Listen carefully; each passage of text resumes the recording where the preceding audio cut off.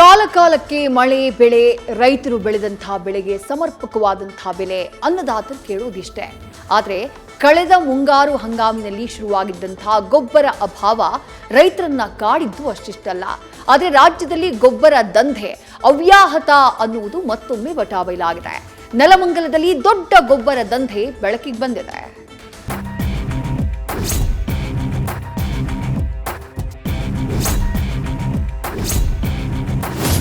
ಇದು ಸಿಕ್ಕಿರೋದಿಷ್ಟು, ಸಿಗದೇ ಇರೋದು ಇನ್ನೆಷ್ಟು ಹಗರಣಗಳಾಗೈತೋ ಗೊತ್ತಿಲ್ಲ. ಯೂರಿಯಾ ಮುಂಗಾರು ಆರಂಭ ಕಾಲದಲ್ಲಿ ಗೊಬ್ಬರ ಕ್ಷಾಮ ಕಾಣಿಸಿಕೊಂಡು ರೈತರು ಪರದಾಡಿದ್ರು. ಬೀಜ ಬಿತ್ತನೆ ಸಮಯದಲ್ಲೇ ಎದ್ದಿದ್ದ ಯೂರಿಯಾ ಕೊರತೆ ಅನ್ನದಾತರನ್ನ ಕಂಗಾಲಾಗಿಸಿತ್ತು. ಗೊಬ್ಬರ ಕೊಡಿಯಂತ ರೈತರು ಅಕ್ಷರಶಃ ಬೀದಿಗಿಳಿದು ಹೋರಾಟ ನಡೆಸಿದ್ರು. ಮತ್ತೊಂದು ಕಡೆ ಇದೊಂದು ಕೃತಕ ಅಭಾವ ಅಂತ ವಿಪಕ್ಷಗಳು ಬೊಬ್ಬೆ ಹಾಕಿದ್ದವು. ವಿಪಕ್ಷಗಳ ಆರೋಪಕ್ಕೆ ಈಗ ಪುಷ್ಟಿ ನೀಡುವಂತೆ ರಾಜ್ಯದಲ್ಲಿ ಗೊಬ್ಬರ ದಂಧೆ ಬಯಲಾಗಿದೆ. ರೈತರಿಗೆ ಸಿಗಬೇಕಿದ್ದ ಯೂರಿಯಾ ಗೊಬ್ಬರ ಅಕ್ರಮ ಸಾಗಾಟ, ಕಾಳಸಂತೆ ಗೌಡೌನ್ ಮೇಲೆ ದಾಳಿ, ಯೂರಿಯಾ ವಶಕ್ಕೆ. ಎಸ್, ಇದು ರಾಜಧಾನಿ ಬೆಂಗಳೂರು ಹೊರವಲಯದಲ್ಲಿ ಇರುವ ನೆಲಮಂಗಲ ಬಳಿ ಗೊಬ್ಬರದ ಗೋಡೌನ್. ರೈತರಿಗೆ ಹಂಚಿಕೆಯಾಗಬೇಕಾಗಿದ್ದ ಯೂರಿಯಾ ಗೊಬ್ಬರವನ್ನ ಕಾಳಸಂತೆಯಲ್ಲಿ ಅಕ್ರಮವಾಗಿ 200 ರೂಪಾಯಿ ಬೆಲೆಯ ಯೂರಿಯಾವನ್ನ 1500 ರೂಪಾಯಿಗೆ ಮಾರಾಟ ಮಾಡ್ತಿದ್ದುದು ಬಯಲಾಗಿದೆ. ಇವತ್ತು ನೆಲಮಂಗಲದ ದಾಸನಪುರ ಹೋಬಳಿ ಶಿವನಪುರದಲ್ಲಿನ ಗೋಡೌನ್ ಮೇಲೆ ಡಿಆರ್ಐ ಅಧಿಕಾರಿಗಳು ದಾಳಿ ನಡೆಸಿ ಬರೋಬ್ಬರಿ 2000 ಕೆಜಿ ಯೂರಿಯಾವನ್ನ ವಶಕ್ಕೆ ಪಡೆದಿದ್ದಾರೆ.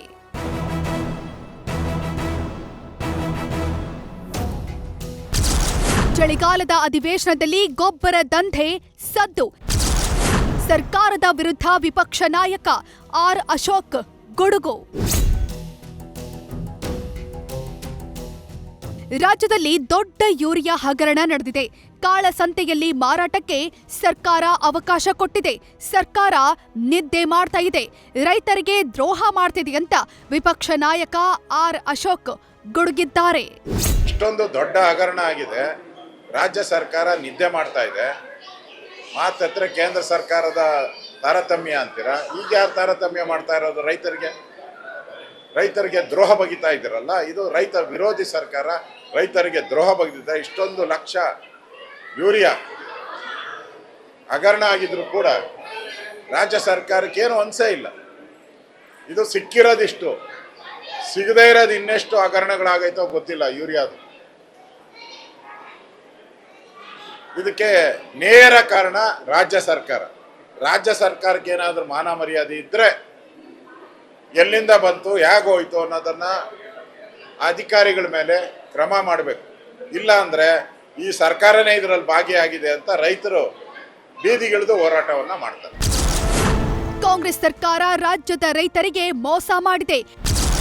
ಗೊಬ್ಬರ ದಂಧೆಗೆ ಶಾಸಕ ಅಶ್ವಥ್ ನಾರಾಯಣ್ ಕಿಡಿ. ಇನ್ನು ರಸಗೊಬ್ಬರ ಅವ್ಯವಹಾರದಲ್ಲಿ ಸರ್ಕಾರ ರೈತರಿಗೆ ಮೋಸ ಮಾಡ್ತಿದೆ.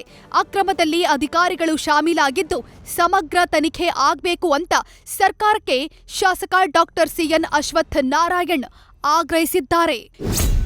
ರೈತರಿಗೆ ಅಂತ ಇರುವಂಥ ರಸಗೊಬ್ಬರವನ್ನ ಬೇರೆದಕ್ಕೆ ಡೈವರ್ಟ್ ಮಾಡಿ ಬೇರೆದಕ್ಕೆ ಬಳಕೆ ಆಗಲಿಕ್ಕೆ 10% ಸಿಗುವಂಥ ಈ ರಸಗೊಬ್ಬರವನ್ನು ಕಳ್ಳಸಂತೆಯಲ್ಲಿ 10 ಪಟ್ಟು ಹೆಚ್ಚಕ್ಕೆ ಮಾರಾಟ ಆಗ್ತಿರೋದಕ್ಕೆ ಕೆಲವೊಂದು ಕಡೆ ಕಾಂಗ್ರೆಸ್ ಸರ್ಕಾರ ಕಣ್ಮುಚ್ಚಿ ಕೂತು ಇದಕ್ಕೇನೋ ಉತ್ತೇಜನ ಕೊಡುವಂಥ ರೀತಿಯಲ್ಲಿ ಆಗ್ತಿರೋಂಥದ್ದು ಎದ್ದು ಕಾಣುವಂಥದ್ದು ಆಗ್ತಿದೆ. ಅಂದು ನಾವೇನು ಆಪಾದನೆ ಮಾಡ್ತಿದ್ದೀವಿ, ನಾವೇನು ಆಪಾದನೆಯನ್ನು ಮಾಡಿದ್ದು ಸದನದ ಒಳಗೆ ಹೊರಗೆ ಎಲ್ಲ ಕಡೆನೂ ಆಗ ಹೇಳಲಾಗ್ತಿದ್ವಿ, ಇಲ್ಲ ಈ ರೀತಿ ಏನೂ ಆಗಿಲ್ಲ ಅಂತ. ಇವತ್ತು ಸಾಕ್ಷಿ ಸಮೇತವಾಗಿ ಸಿಗಾಕೊಂಡಿದೆ. ಈ ಕಳ್ಳಸಂತೆಯಲ್ಲಿ ಯಾರ್ಯಾರು ಭಾಗಿಗಳಿದ್ದಾರೆ ಅನ್ನೋದು ತನಿಖೆ ಆಗಬೇಕು. ತನಿಖೆ ಆಗಿ ಬಯಲಿಗೆ ಬರಬೇಕು, ಸ್ಪಷ್ಟವಾಗಿ ವ್ಯಕ್ತವಾಗಬೇಕು.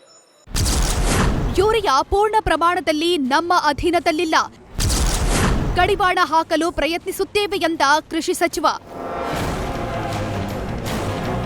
ಯೂರಿಯಾ ಗೊಬ್ಬರ ದಂಧೆ ಕುರಿತು ಪ್ರತಿಕ್ರಿಯಿಸಿರೋ ಕೃಷಿ ಸಚಿವ ಚಲುವರಾಯಸ್ವಾಮಿ 50-50 ಮಾತನಾಡಿದ್ದಾರೆ.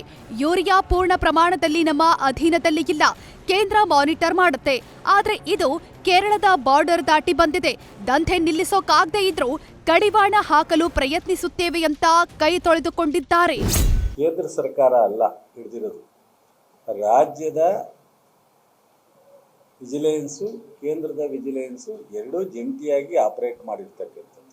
ಕೇರಳದಿಂದ ಚೆನ್ನೈಗೆ ಸಪ್ಲೈ ಮಾಡುವಂಥ ಮೆಟೀರಿಯಲ್ಲು ಅಲ್ಲಿ ಗೋಡನ್ ಮಾಡಿ ಪ್ಯಾಕ್ ಮಾಡಿ ಕಳಿಸೋದಕ್ಕೋಸ್ಕರ ಇದನ್ನು ಉಪಯೋಗಿಸ್ಕೊಂಡಿದ್ದಾರೆ ಅನ್ನೋದು ನನಗೆ ಮಾಹಿತಿ. ಇವನ್ನೆಲ್ಲ ನಿಯಂತ್ರಣ ಮಾಡಲಿಕ್ಕೆ ನಾನು ನಿಲ್ಲಿಸ್ತೀನಿ ಅಂತ ಎಲ್ಲೂ ಹೇಳೋಕ್ಕಾಗಲ್ಲ.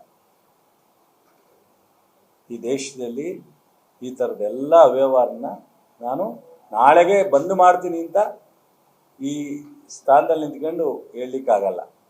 ಸೊ ಆದರೆ ನಾವು ಎಲ್ಲರೂ ಸೇರಿದ್ರೆ ಪ್ರಯತ್ನ ಮಾಡಿದ್ರೆ ಒಂದಷ್ಟು ಮಾಡಬೇಕು. ಒಟ್ಟಾರೆ ಕೃಷಿ ಸಚಿವರು ನಮ್ಮ ಕೈಯಲ್ಲಿ ಇಲ್ಲ ಅಂತಿದ್ದಾರೆ. ಹಾಗಾದ್ರೆ ದಂಧೆಗೆ ಕಡಿವಾಣ ಹಾಕಿ ರೈತರಿಗೆ ಸಮರ್ಪಕವಾಗಿ ಗೊಬ್ಬರ ಪೂರೈಕೆ ಮಾಡಿ ಅಂತ ಯಾರನ್ನ ಕೇಳಬೇಕು ಅನ್ನೋದೇ ಸದ್ಯದ ಪ್ರಶ್ನೆ.